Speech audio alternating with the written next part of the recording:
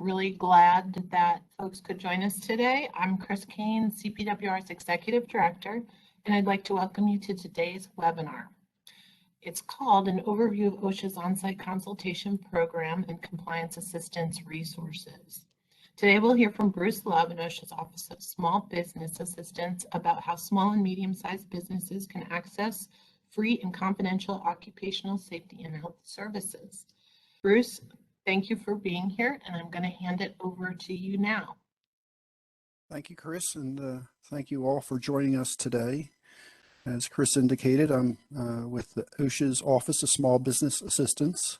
I've been with that office for 12 years and with OSHA for 16 years. I've been in the private sector working for Magnavox in the defense industry for a number of years, and also as a small business development center director for a number of years as well. In addition, I've served at several colleges as an assistant professor and department chair. So let's get started here. And again, thank you, CPWR, for inviting OSHA to speak to this group. It's a real pleasure to do so. Talking about the on-site consultation program, and we're going to address how the program provides services to small businesses in the private sector. For today's webinar, I will share with you about how OSHA's on-site consultation program helps small businesses create and maintain a safe and healthful work environment, while also improving the bottom line for small businesses. OSHA's on-site consultation services are available to all private sector small and medium-sized businesses at no cost to employers. How does the on-site consultation program define small and medium-sized businesses? We consider businesses with less than 250 employees at one work location, or no more than 500 employees corporate-wide. That's what we considered as small businesses. Small businesses in high-hazard industries receive a priority for consultation services. And I should mention here that all construction is classified as high hazard. Also, employers covered under any of OSHA's emphasis programs, employers with days away, restricted, and transferred rates higher than their industry average, and employers that work with hazardous materials also receive priority for consultation services.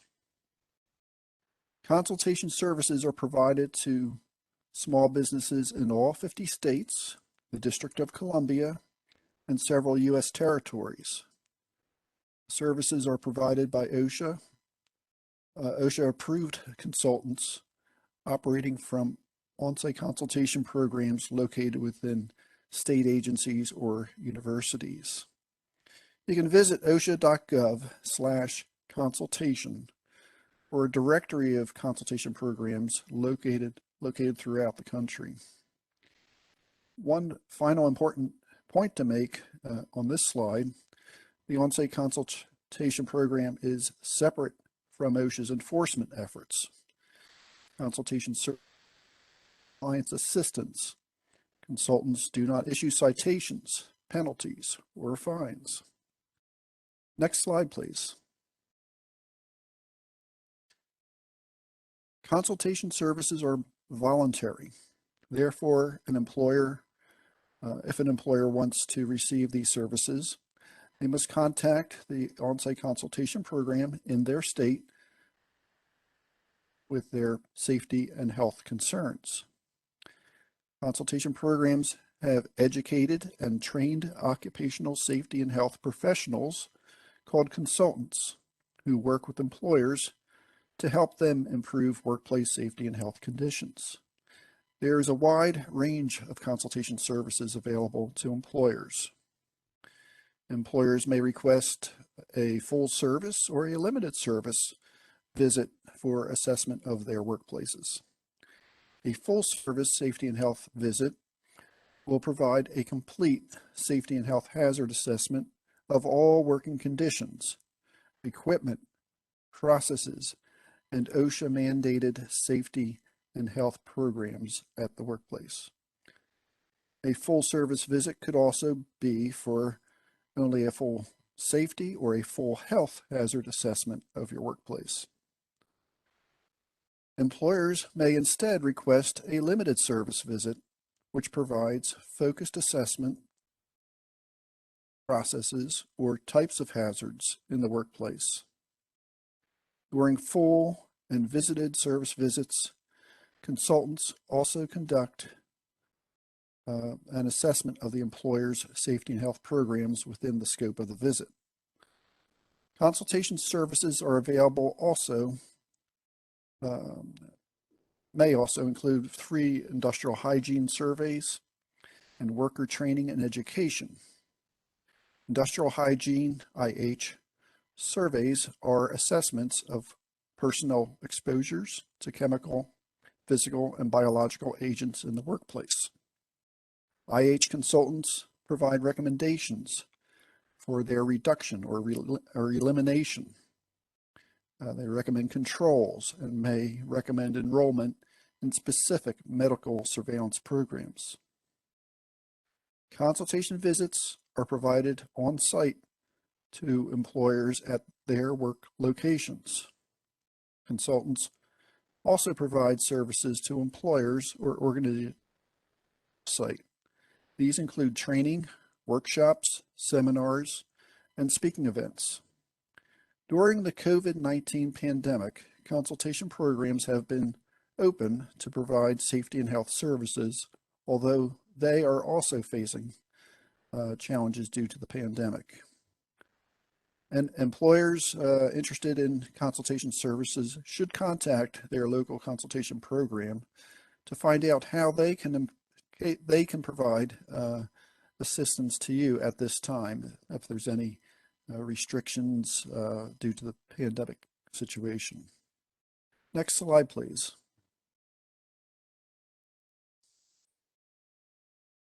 As you may have noticed, I have referred to consultation services at employer work sites as visits and not inspections. This is because consultation services are provided at employers' requests and are not compliance efforts. And are compliance efforts. Inspections are what OSHA enforcement personnel do. It's not what consultation does.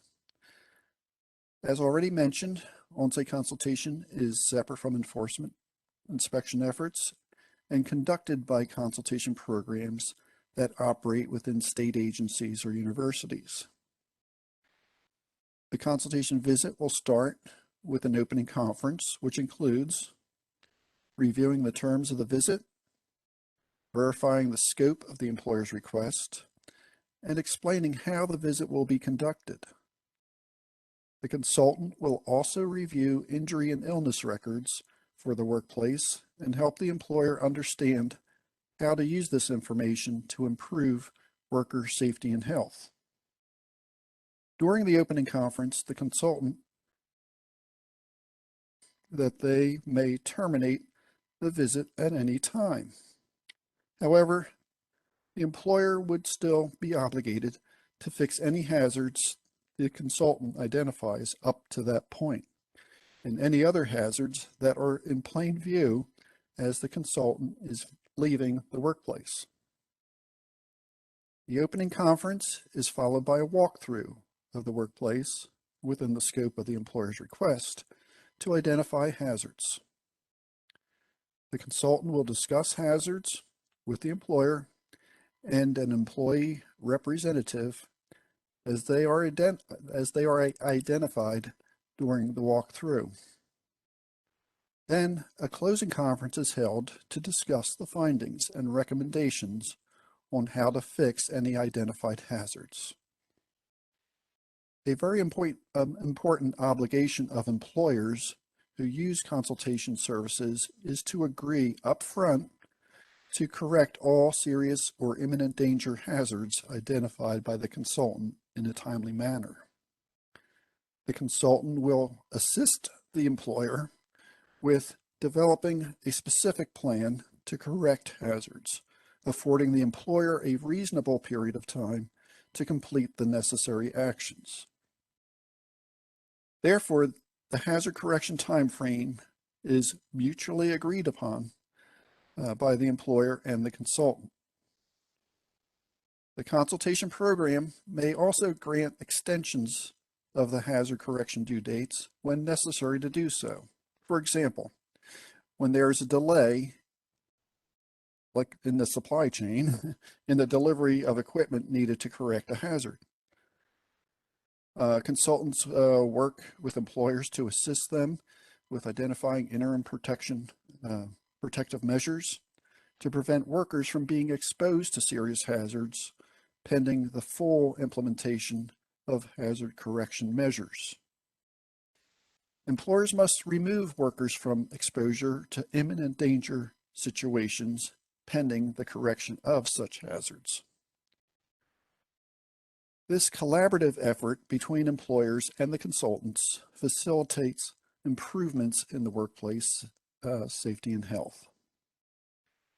A confidential written report is issued to the employer by consultation within 20 days of the visit.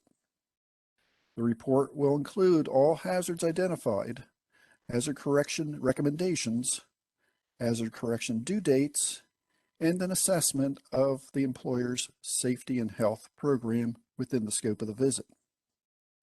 After the visit, the employer will send a verification of hazard correction to the consultation program for all serious or imminent danger hazards that were not corrected during the visit. The time frame opening conference until the end of the hazard correction due dates, including any extensions that are given by the consultation program, is called a consultation visit in progress. As an added benefit to employers for using on-site consultation, during this period of visit in progress, a programmed OSHA enforcement action will not occur at the worksite for all items within the scope of the consultation visit. However, an enforcement action may take place during this period if OSHA receives a complaint or in the event of a catastrophe, fatality, or imminent danger situation in the workplace. As mentioned, employers are required to eliminate serious hazards discovered by consultants during their walkthrough of the workplace. If an employer refuses to do so, or they do not eliminate a hazard by the agreed upon due date, or within the extension time that may be granted by consultation, the on-site consultation program is required to refer the employer to enforcement. This is a very rare situation. Next slide, please. Another important benefit of the on-site consultation program is the Safety and Health Achievement Recognition Program, simply called SHARP. SHARP is one of OSHA's cooperative programs. SHARP is specifically designed for small businesses that have used on-site consultation services and operate exemplary safety and health programs. Acceptance of a workplace into SHARP is an achievement that identifies a worksite as a model for occupational safety and health among their business peers. Requirements for approval to participate in SHARP include the following. The employer must request a full-service safety and health visit with a comprehensive safety and health program assessment of the workplace. They must correct all hazards identified by the consultant. For consideration for the SHARP program, workplaces must have a days away, restricted, or transferred rate, DART, and a total recordable case, TRC, rate below the national average for their specific industry. DART and TCR are two measures of used in industry to track workers impacted by injury. To qualify for SHARP, a workplace must also implement and maintain an effective safety and health program. They must involve workers in safety and health efforts, and they must be committed to continuous improvement of workplace safety and health. A significant benefit for small businesses that participate in SHARP is that they receive a deferral from OSHA programmed inspections for the duration of their participation in SHARP. Initial approval to participate in SHARP may be for up to 2 years. Subsequent renewals may be for up to 3 years. Pre-SHARP is another program that small businesses can benefit from. Pre-SHARP is awarded to small business employers who do not meet SHARP requirements yet, but exhibit a reasonable promise of achieving agreed upon milestones within specific timeframes to meet SHARP requirements. Small businesses may be approved to participate in pre-SHARP for up to 18 months. Employers receive a deferral from OSHA programmed inspections for the duration of their participation in SHARP. There is no renewal of pre-SHARP participation, and that's because small business employers who participate in pre-SHARP are expected to improve workplace safety and health conditions and subsequently meet the requirements to participate in SHARP. Next slide, please.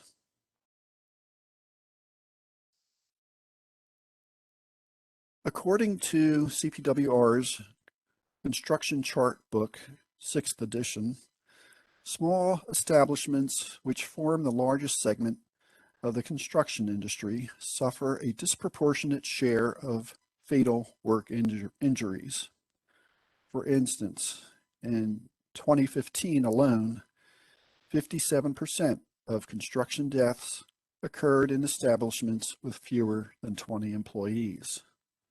Similarly, in a 2020 safety flyer, CPWR indicated that 91% of construction companies have less than 20 employees and accounted for 75% of fatal falls.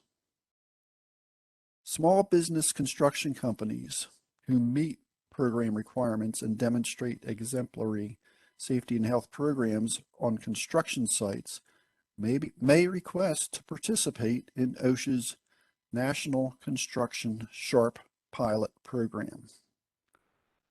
There are many benefits to employers who participate in the pilot program. These include keeping workers safe, reducing or eliminating incidents on their construction sites, thereby improving the employer's bottom lines. In addition, participating construction companies receive a deferment of 1 year from OSHA's program inspection schedule. Renewals of participation are also for a period of 1 year. So that's a little bit different than the general industry SHARP program. There are currently 7 states that are approved to participate in OSHA's National Construction SHARP Pilot Program. These are Florida, Kansas, Maine, New Hampshire, New Mexico, and Vermont. If you're an employer in one of these states and you are interested in participating in Construction SHARP program, please contact your local construction program consultation program.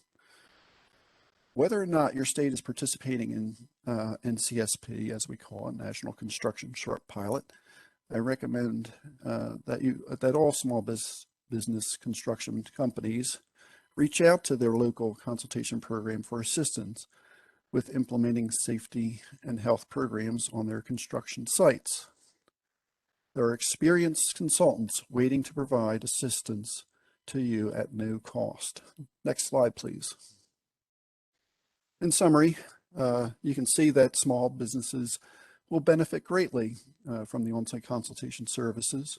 Workers, managers, and businesses as a whole will experience positive outcomes.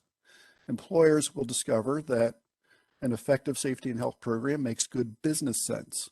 If I may state this more directly, an effective safety and health program makes financial sense because it will allow employers to improve their bottom line and as they engage workers in all aspects of workplace safety and health. With an effective safety and health program in place, workplaces will experience lower injury and illness rates, decreased workers' compensation costs, reduced lost work days, as well as eliminating equipment damage and product losses. Next slide, please. Consultation program data indicate that consultation services result in removing millions of workers from hazards. Note that we are using FY 2019 stats because it is the last year not affected by COVID-19 and is therefore more representative of the program's impact than FY 2020 or FY 2021. The table here shows the different classification of hazards that consultants assisted employers with finding and fixing in 2019, and the number of workers removed from exposure to those hazards. As a result, 26,213 visits were conducted in 2019, and a total of 3,223,477 workers were removed from exposure to the 137,885 hazards identified. 102,837 of those hazards were categorized as serious, and 115 were categorized as imminent danger. Next slide, please. From this chart, you can see that about 30% of consultation visits are in the construction sector. Next slide, please. According to statistics we have from the Small Business Administration, firms with fewer than 100 employees have the largest share of small business employment in the United States. Overall, 87% of worksites that received consultation services in FY 2019 had 100 or fewer workers. On-site consultation programs support America's small business workforce by providing services to these workplaces to promote safe and healthful working conditions at no cost to employers. Next slide, please. For visits conducted in the construction sector, NAICS 23, during FY 2018 through 2021, consultation programs have identified 97,086 hazards and remove 1,614,981 workers from exposure to those hazards. I'd like to clarify that the total number of workers removed from hazards figure is the sum of all workers removed from each hazard. We would love for you to increase those numbers by using consultation services to improve workplace safety and health conditions. Next slide, please. Of the visits conducted between FY 2018 and 2021, 74% of these visits conducted in the construction industry were to small businesses with just 1 to 25 employees. Next slide, please. Safety pays. In its workplace injury facts for 2019, the National Safety Council, NSC, determined that workplace injuries and fatalities cost the U.S. economy $171 billion. The services provided by consultation programs are essential.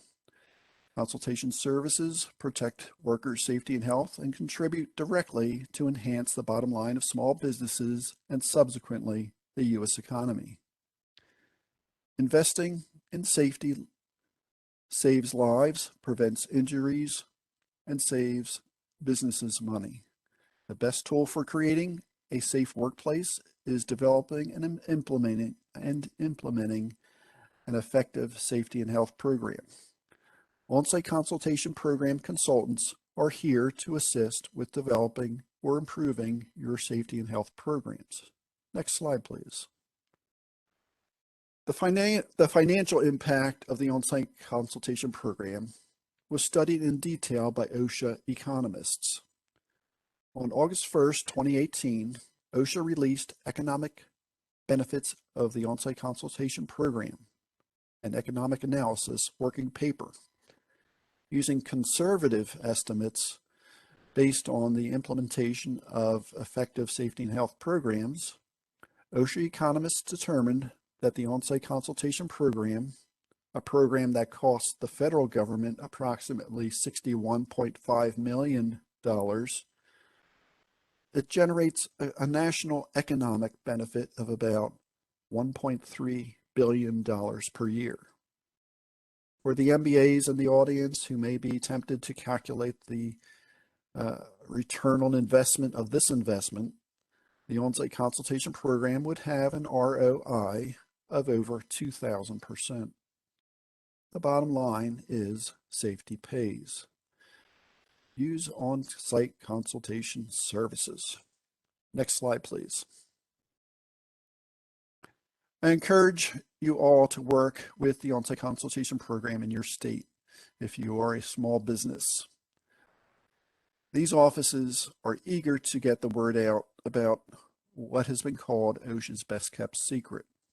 The easiest way to find a program in your state is to visit OSHA.consultation and click on the map for a directory of offices. Next slide, please. This concludes the formal presentation. Thank you all for this opportunity to share some information about OSHA's On-Site Consultation Program.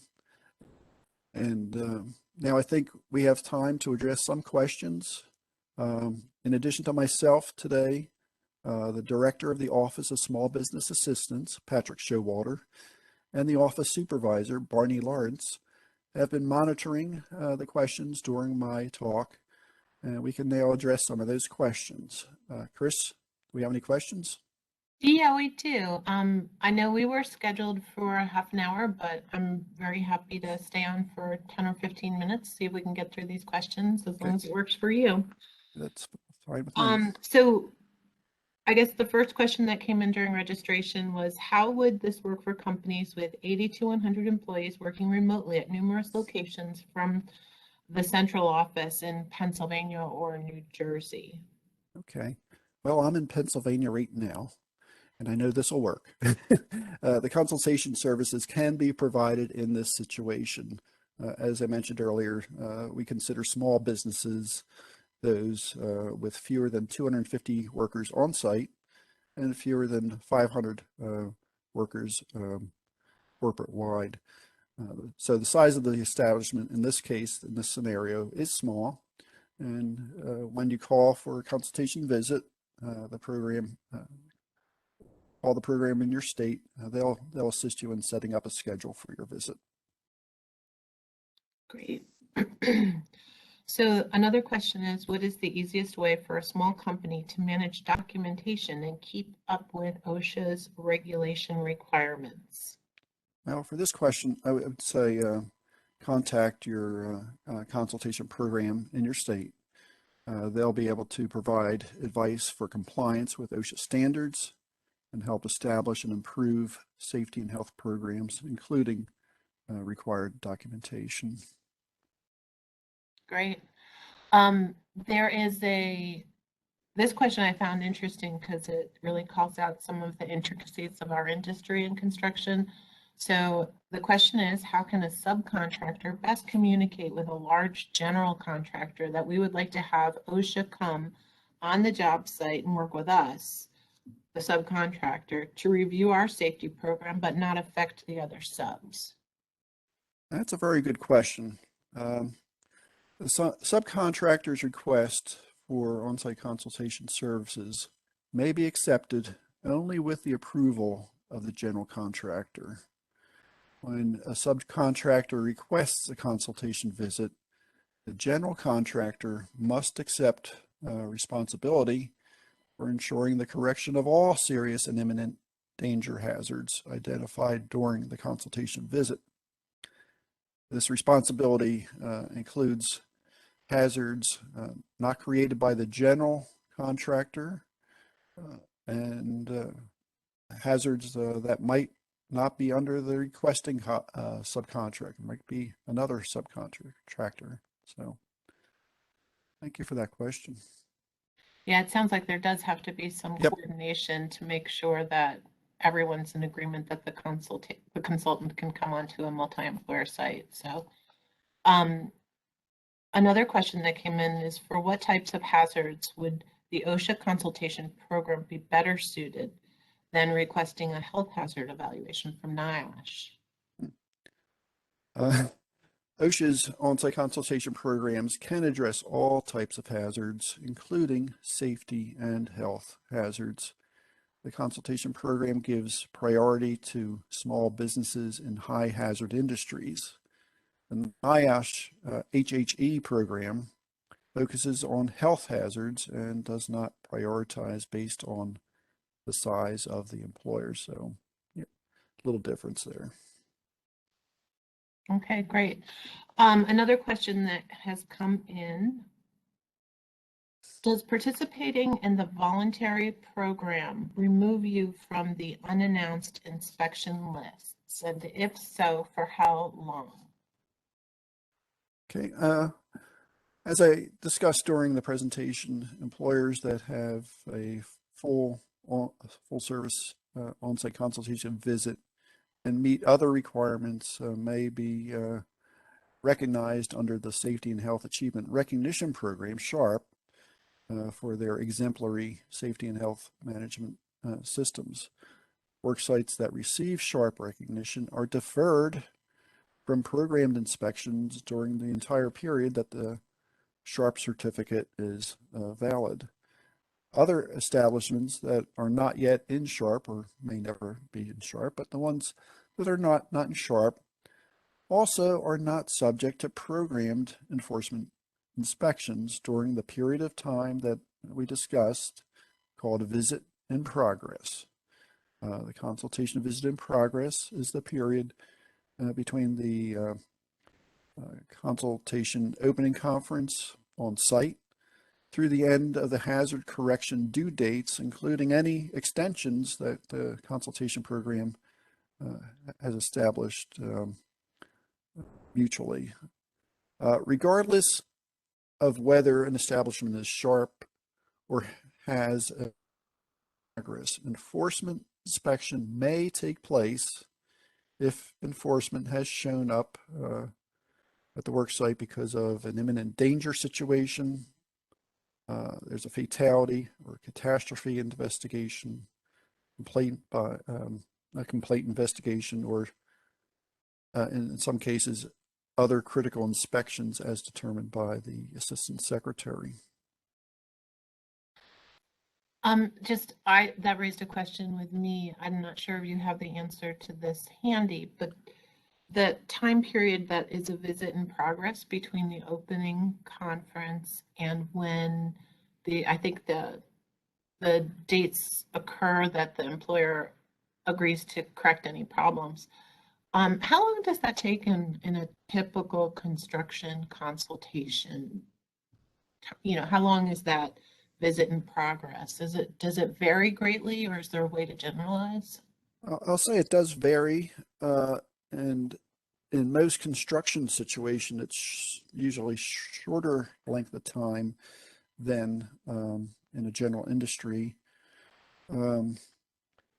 So you have an opening conference, a walkthrough of the facility, a closing conference, a list of hazards that the consultant identified, and then we come up again, with how long does it take for you to address each of these situations? In the construction industry, it can be, quite quickly. But as I said, it can vary from, hazard to hazard.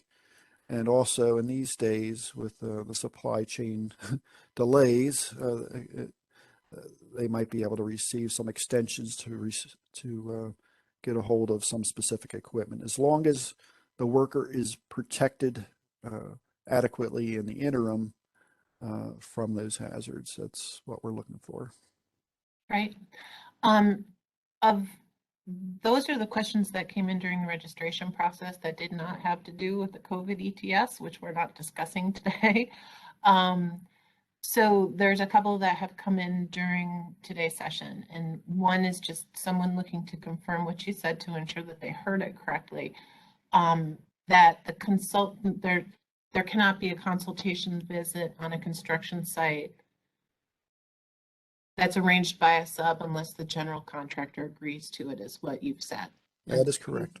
The requester was just curious to ensure that he heard that correctly. So yes.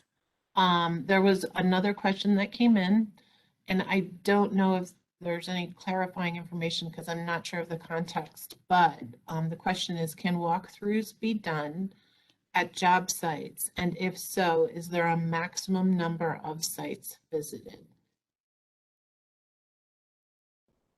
I'm not sure I'm understanding that. Can you restate that again? I'm sorry. The question reads, can walkthroughs be done at job sites? That's one part. Yes. The second part is, is there a maximum number of sites visited? I'm not sure if the person was asking, say, if I would like a consultation, are you doing walkthroughs? That's question number one, I guess. I know walkthroughs can take place at construction sites, and maybe the question is if there are like numerous subs and or numerous sites that a construction contractor may be doing business. Yeah, and that can take place over a period of time, not necessarily all in the one day, and depending how it's set up, it could be how we code it internally as separate visits, and then so yeah, we can do that. We can go to multiple sites. It will just it may have to be scheduled on different days and stuff. Okay. And I think that would be arranged when an individual company would call their consultation office in their state Absolutely. to kind of work out the details of what they agree is the scope of the consultation. This one I'm not exactly sure, but it says, with the increased numbers of workers working remotely, does OSHA offer the consultation service for those employees if the employer and employee jointly request it? It's the employer and the employee. It's the request has to come from the employer first off. Employees cannot request the visit, and it varies from state to state what is allowed within the state by the state, and possibly by the consultation program itself. We have conducted virtual visits of a sort, and again, those vary widely from state to state. So I would recommend talking to the consultation program in your state to find out what can be done. Obviously, it's much better to have a in-person, on-site consultation visit. All right. So, and you mentioned virtual visits, and the gentleman who asked the question verifying about the GC having to agree to a sub's request asks about that for virtual subcontractor visits.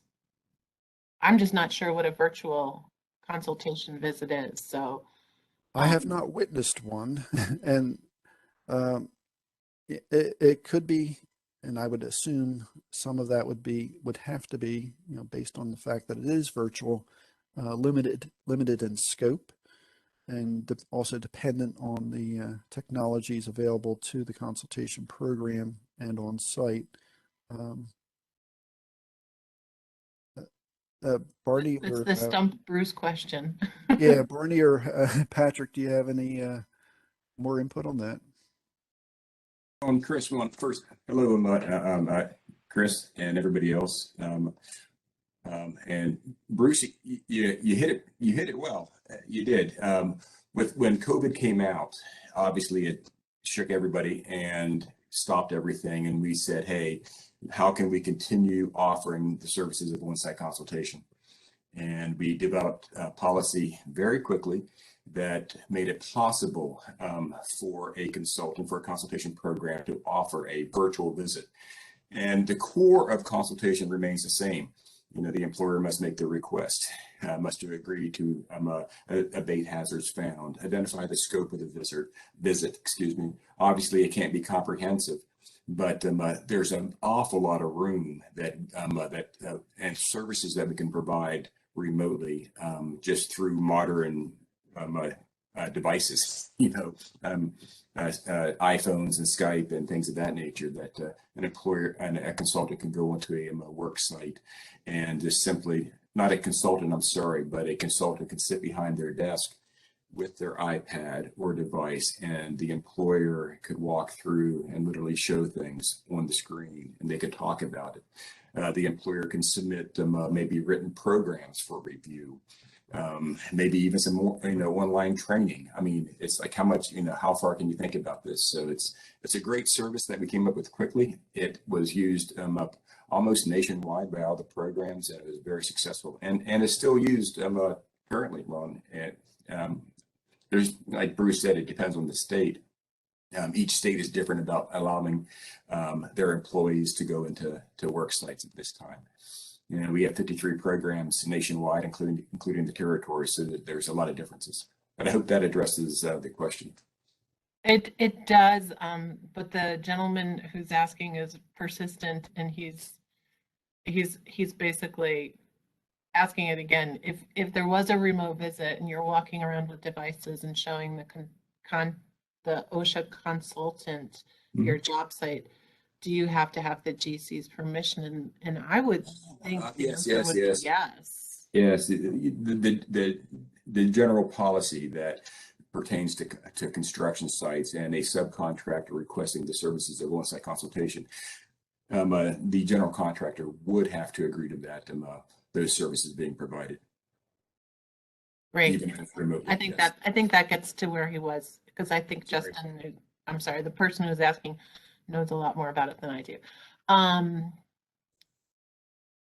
The last, I'm gonna, I think, wrap up with this one, and there's a person requesting if they can get more information about the Construction Sharp pilot program. And Jess just posted a link to the Sharp program. Does that include information on the Construction Sharp pilot program on your website? We have policy that is for the specific program, the state. I know on our limited access page, I'm not sure if that policy is on our public, because it's the program must develop, the state itself must develop this Construction Sharp pilot and then offer it to construction sites. It wouldn't be a construction site saying, I want to develop this. It starts with the state program first. Okay. The best thing to do is to contact your local on-site consultation program and to see if that program offers the construction pilot. Okay, that sounds fair. It sounds like there's not yet, since it is a pilot program, you don't necessarily have a policy out on it. Yeah. So it's really in the state's hands right now. Great. Well, with that, I think we should wrap up. I want to thank you, Bruce, and thank you, Barney, and thank you, Patrick, for joining us today too. And have a great afternoon. Great. Thank you very much. Thanks, Chris. Have a great day. Take care. Bye. You too.